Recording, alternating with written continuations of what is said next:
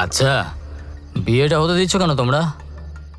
সেদিন তো বিষয় সম্পত্তির দখল নিয়ে বড় বড় কথা বলছিলে, এখন কি বেলুনের হাওয়া ফুস হয়ে গেছে? সে এক লম্বা কাহিনী। কি কাহিনী?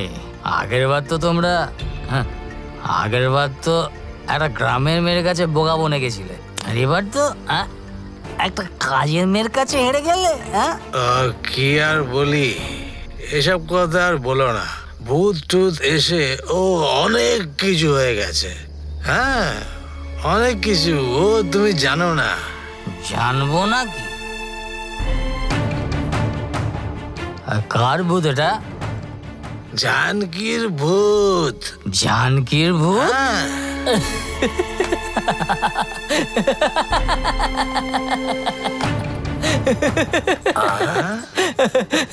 বেশি গিলেছো মনে হচ্ছে।